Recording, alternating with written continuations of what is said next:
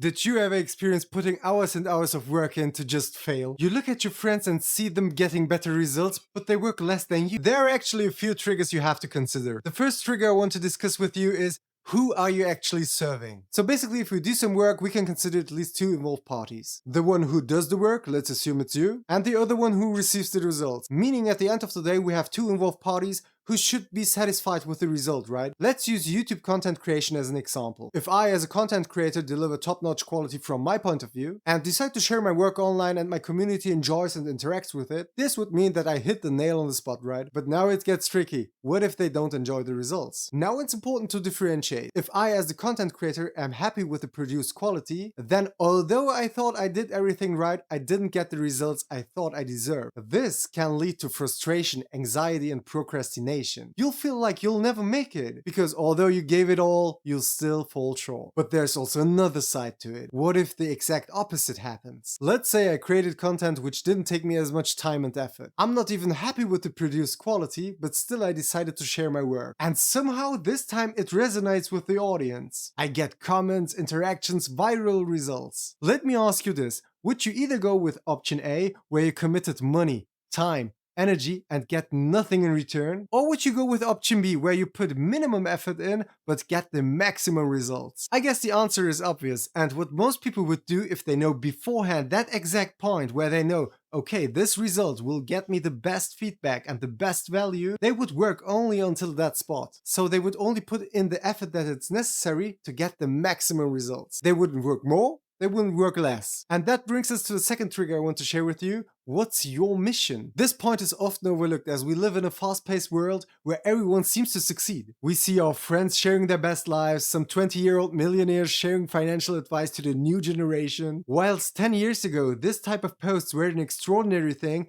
today it becomes the new norm. Because from my point of view, today being a millionaire is almost for many people not even enough anymore in their minds. And that's all due to the content that's out there. By normalizing these extraordinary achievements, we compare ourselves. We compare our job, we compare our car, we compare our savings, just everything. This leads to unhappiness, plus, here comes the most important thing, it leads to impatience. We think it's easy to get to that millionaire level. If you struggle with this, I can only recommend you to think about your mission. Let's use again the same example from before about content creation. If I start with this mindset, a YouTube channel, that I want to become a full-time content creator and treat it like a business, I will probably not succeed. Because as soon as you get your first results, you will be demotivated. And most likely you will stuck to have 0 views for your first 20 videos or so. And then you will quit, you will think it's not worth it to go down that route. And exactly here comes your mission into play. If your mission is to get good in content creation or to share valuable knowledge, then you will be ready to invest time, money,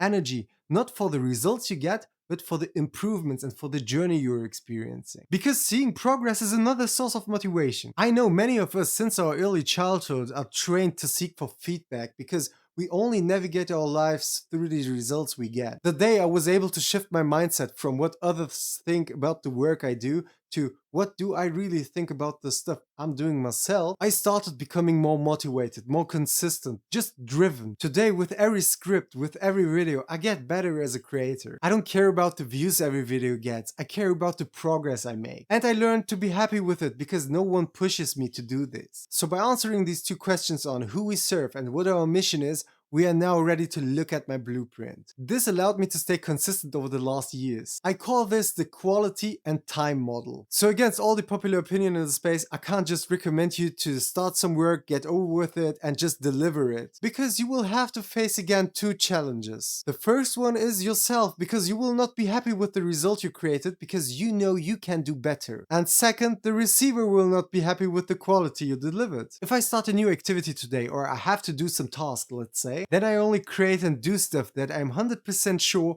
that I couldn't do better in the moment. So even if the results aren't there, I know I did my best. And this brings us to the first part of the blueprint, to publish and deliver things only when you're satisfied with it. We must accept and overcome the fact that every time we pick up a new task or a new activity, we are total beginners. If we stick to our content creation example for a moment, it would mean we can't compare ourselves at the moment to the top creators in the space. For example, like Mr. Beast. you have to realize that these guys are doing this for years and years. You can't catch up with just a few videos. That's impossible. They have a staff, they have a clear plan, and they have money. After realizing that you have your own journey and that you write your story yourself every day in your life book, with every ups and downs you face, you will be less stressed. If you follow this, soon you'll start getting feedback. Which brings us to the next part of the blueprint, learning from feedback. You'll start appreciating it so much when people tell you what you could do differently. Because it's important to differentiate between numbers and qualitative feedback. Instead of trying to seek for solutions for yourself,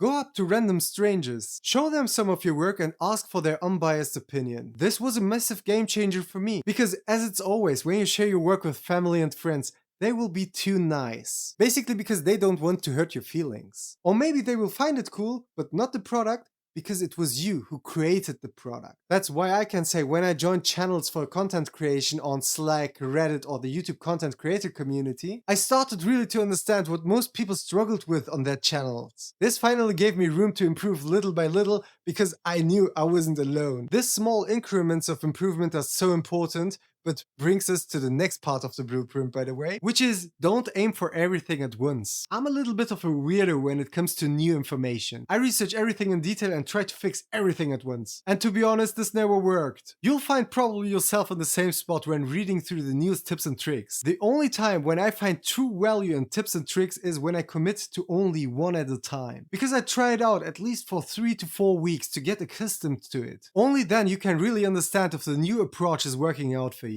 And trust me, useful tips and tricks are so hard to find, especially when there is such an information overflow in the internet. So it's normal and it's easy to feel overwhelmed when you first start out. But by picking one by one, you'll improve your skills. Soon you'll find yourself more confident with it. And then when you find yourself in a situation where other people are talking about a topic where you have no profound knowledge in, because you tested it for 3 to 4 weeks for yourself, you have a clear advantage to almost 90% of the people who never do it this way. Now I really want to know, did this video give you a different perspective on how to stay consistent even if you feel like quitting? Share your opinion in the comment section down below. Thanks for watching, see you in the next one, bye.